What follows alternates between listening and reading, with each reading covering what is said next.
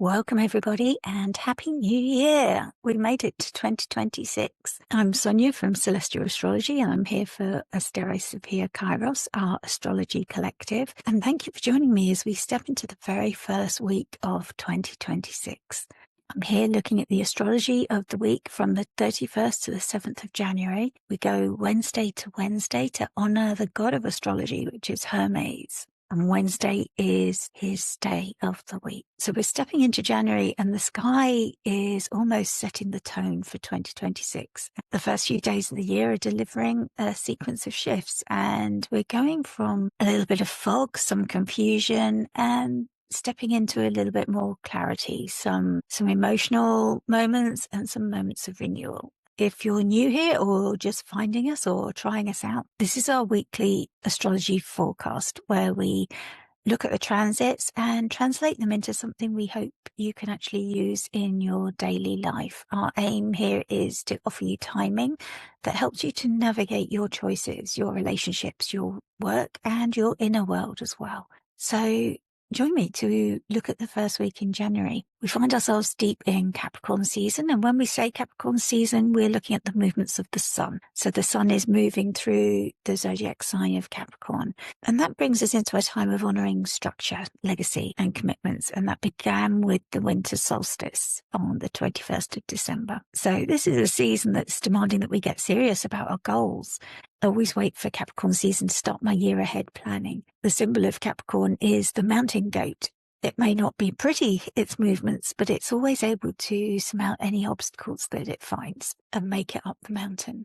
And of course, safely back down again. So let's look at the first transits that bring us into the new year. And it's quite fitting. We go straight into it on the first day of January. On January the 1st, we find that Mercury, who's at the very last degree of Sagittarius. Sagittarius is ruled by Jupiter, and Jupiter is currently retrograde in Cancer. This isn't a great place for Mercury. Mercury is said to be in exile or detriment here because Mercury is opposite its home sign of Gemini. So Mercury can struggle a little bit with the buoyant optimism of Sagittarius, with the big ideas that Jupiter in Sagittarius likes to bring us, the wise philosophies and the big beliefs. Mercury likes to get a little bit more granular and curious about the details, to take things apart and see what it's made of. And Jupiter's more concerned with what are the big ideas driving this. On this day, on the 1st, Mercury is squaring Neptune in Pisces. And this is about big dreams as well. But Neptune in Pisces is otherworldly, can be nebulous and hard to exactly describe what we're seeing and feeling. So there's this feeling of fuzziness around our biggest dreams, wants to put them into words, put them into details and communicate them to us. Neptune can be known as the dissolver. It's almost like the tides where things can look true 1 minute and then they ebb and flow as the tides move and things get dissolved and washed away. So as we're trying to focus on those Capricorn goals, our attentions can start to feel a little bit vague, or we might find ourselves miscommunicating our vision with this square. The square is calling us to action, but it's hard to say exactly what that action is, with Mercury finding it hard to get the words out or to communicate the vision. So we might see this as a time to just stop and lean into those feelings. It's a short moment. It's only for half the day before Mercury actually enters Capricorn later in that day, a few hours later. And the final degrees can be known as crisis moments. It's like before the planet leaves the sign, it's like, are you really sure? It's like that moment when you're leaving the house before you're going on a holiday. It's like, have I turned everything off that I need to turn off? Have I watered the plants? Everything that you want to check. Maybe you're running back into the house to check things. Have you got everything that you need to take? Left everything how you want to leave it? So there's that feeling of maybe slightly panic. Have I done everything I need to do? Mercury is checking. What did I need to do during this time in Sagittarius? What did I need to learn? What do I want to communicate? And then Neptune is maybe saying, just slow your horses. Sagittarius is represented by the wild horses, and maybe they're running, but they're not sure what direction they're running. And Neptune is saying just slow them a minute, or you might forget those things that are important. Certainty is being dissolved, seeking meaning and truth, the one truth. And Neptune is dissolving that certainty altogether. So for us, this may feel like we've got difficulty focusing or articulating our plans. We might have heightened intuition. And if we just slow down a little bit, that allows that to come through. We might find it hard to access our logic or give clear explanations, but we might also find that our dreams are brighter, clearer, more significant, or that there are old stories resurfacing and asking maybe for closure or to find expression or for us to figure out what they mean. But we're not figuring it out in a logical way. We're just trying to make those connections between the symbols in those dreams and what they might mean to us. There might be some wishful thinking or projection or just believing a story because it feels true rather than having a solid reason. So all in all, my advice is that this isn't a day for forcing any clarity. It's just a day to slow those horses down a little. You're not going to get there any faster if you're rushing in and out of the house trying to check things. Just maybe have a list and check it twice. Just listen, reflect, and allow those things that need to dissolve as we move into the new year. Maybe you've brought some things with you from 2025 that you didn't need to. Maybe if you stepped into the new year feeling confused or emotionally overwhelmed, know that that's okay. That's what that time of transition from one year to the next was, moving into this square between Mercury and Neptune. So know that this is a moment of necessary pause. And it's interesting that at the same time we have the moon in Mercury's sign.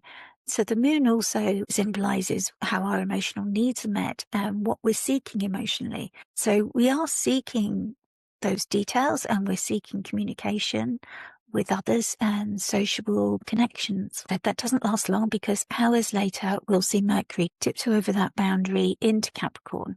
And it won't be alone. It was the last one to make that connection and to make that square to Neptune, and before that to Saturn. And then it joins this stellium, which can bring a focus of energy. So we've already got Venus, the Sun, and Mars in Capricorn. And you can see how close and tight they are.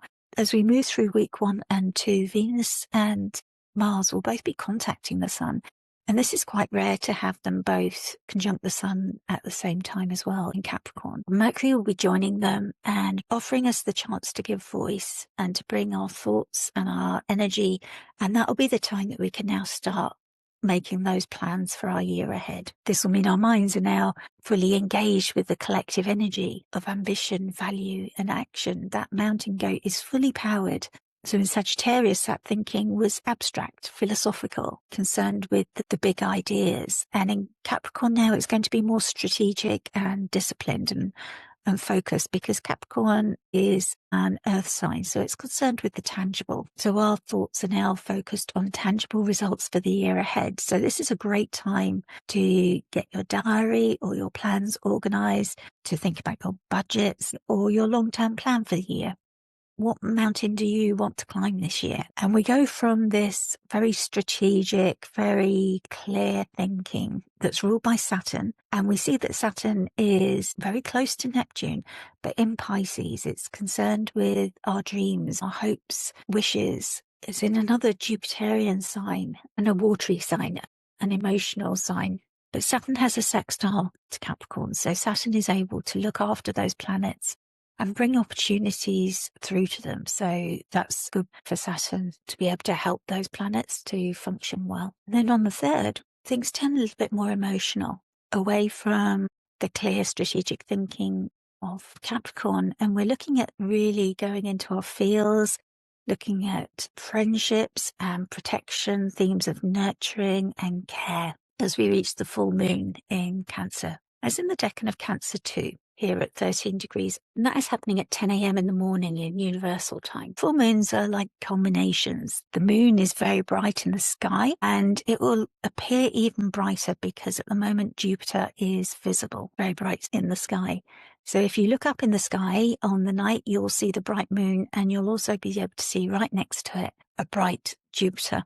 And you can get apps like Stellium or Skyview Light, I believe it is, that are free to download. And when you hold that up to the sky, it will tell you what you're looking at if you're unsure. So at the moment, Jupiter's visible and you might even be able to see Saturn. However, these planets in Capricorn, they're not visible. They're so close to the sun that the sun's light is obscuring them. So this lunation where the moon is shining so brightly, bringing visibility to this Cancer part of our lives, you can look to where Cancer is in your chart, and that will give you more information about the themes that it's showing up for you. So, for example, it could be about your home and family, or about work, or about your relationships. And Cancer is a cardinal sign, so it's about initiating something, and quite often with cardinal signs, whatever's initiated doesn't end up exactly how it started. And it's opposite all of these planets in Capricorn that are wanting us to plan our year ahead. But because they're not visible, they may be thinking more internally. They may be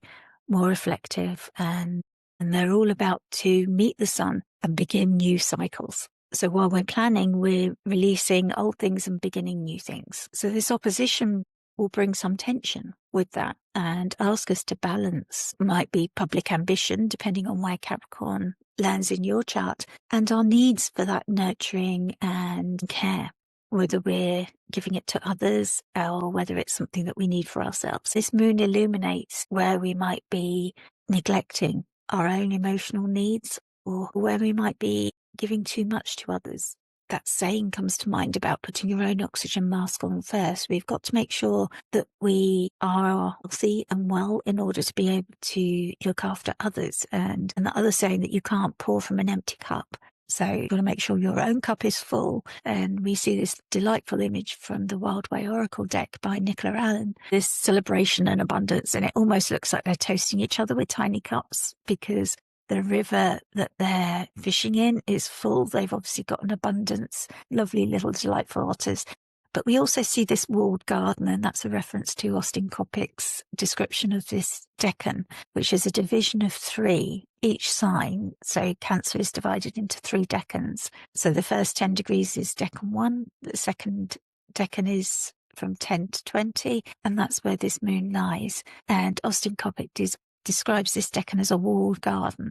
So we see this wall running around the garden that these otters are in, and that's providing protection and safety. So this abundance that they're experiencing is within this protective environment and safety, but we see how everything is safe and calm and all is well within that area. So this is a really lovely decan. And the tarot card that goes with it is the 3 cups. So we see this celebration, the suggestion of friendship and community as well, of sharing what we have, because there's enough for everybody here. So those are the things to think about at this time. Is where in your life do these themes come up? Where in your life do you have enough, and where in your life could you share, or where do you find that abundance and that friendship? And is the balance right? Have you got that balance? Because that's what that question is being asked with that tension between the planets in Capricorn. Is there too much of the Capricorn planning and hard work and overcoming obstacles? Or is there too much of the nurturing and the caring? And this full moon will illuminate some of that and help us figure out where we can adjust a little bit, just to make sure that our inner security and our personal nourishment is reinforced, and that will help us then to reach out to others. And it's interesting as well that the co-rulers of this decan are Mercury and Mars.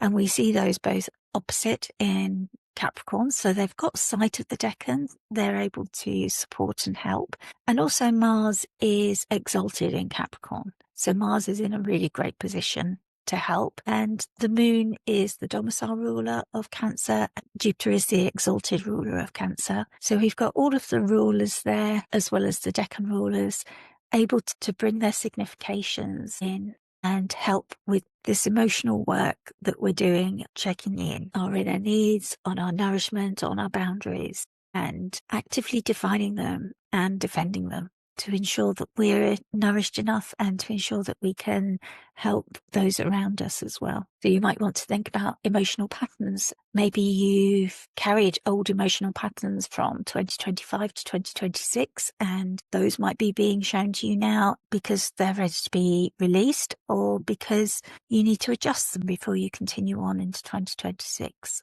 You may also be looking at who supports you within the sanctuary of your walled garden? And are they still the people that you want to support you into 2026? You might be thinking about your boundaries. Are you over-giving to external demands?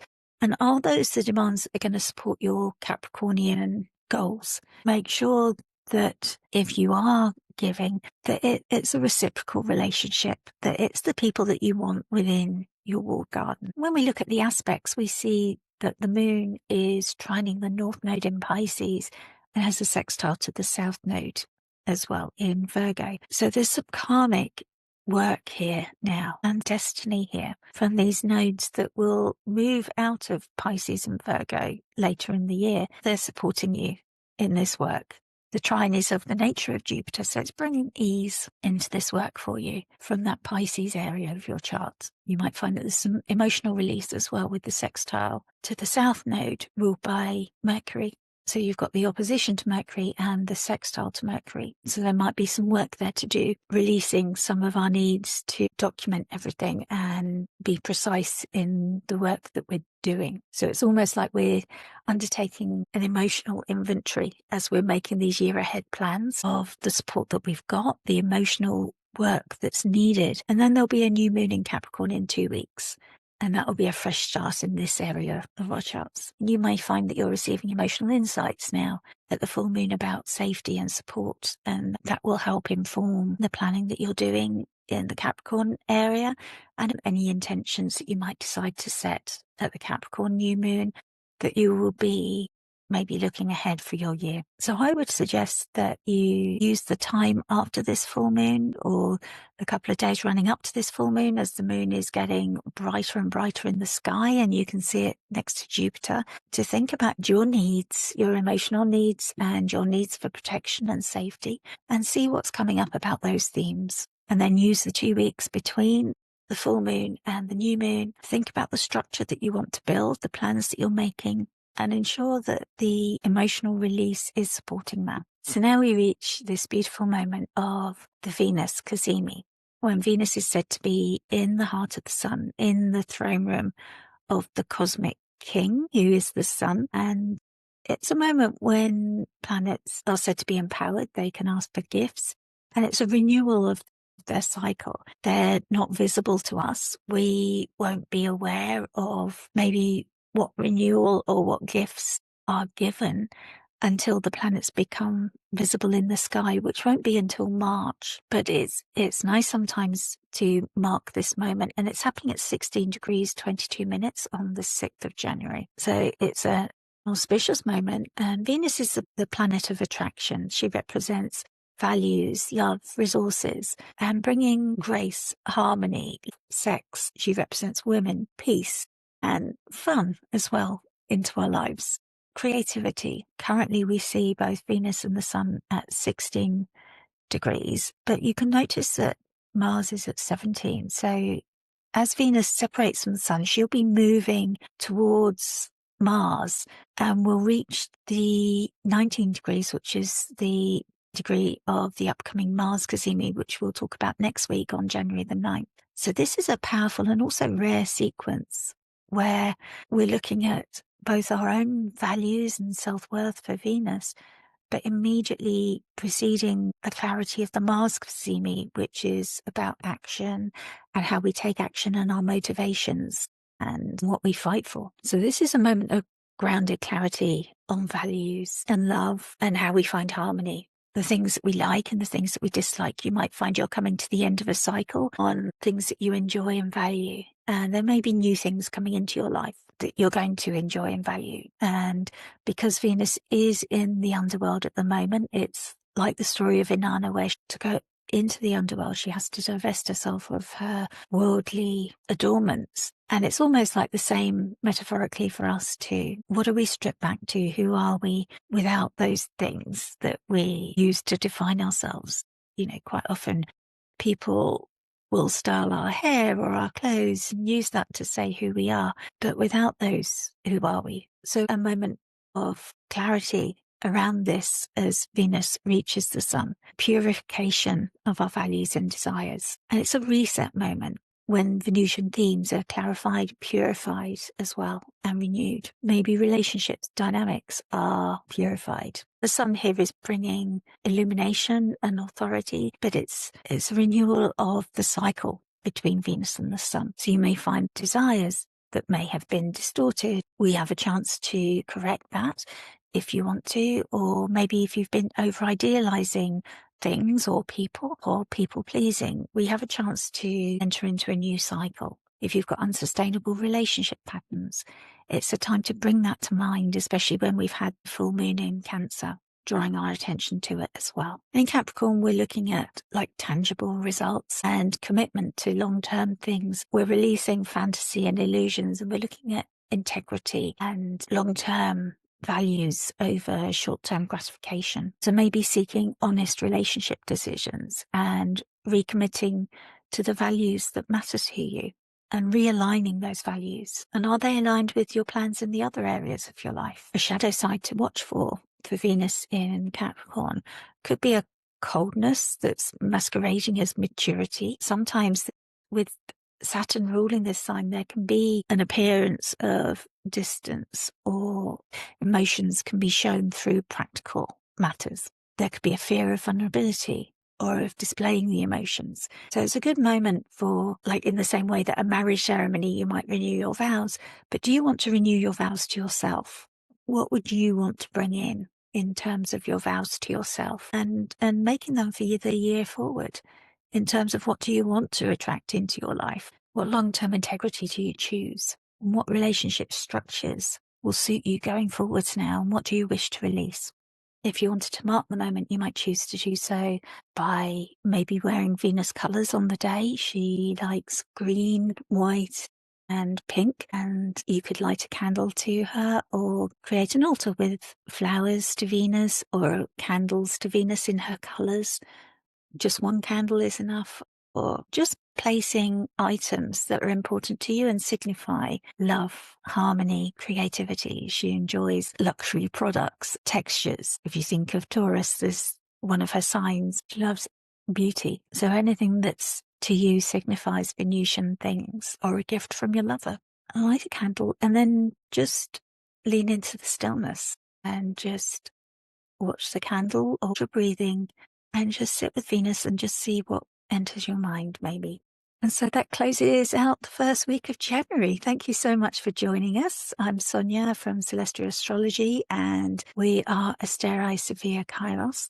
And this first week has been moving from the potential of the new year and bringing in this grounded emotional integrity using this structure of the Capricorn season and these planets in Capricorn. And also we've had the emotional release of this full moon as well. So I hope that the first week is going well for you.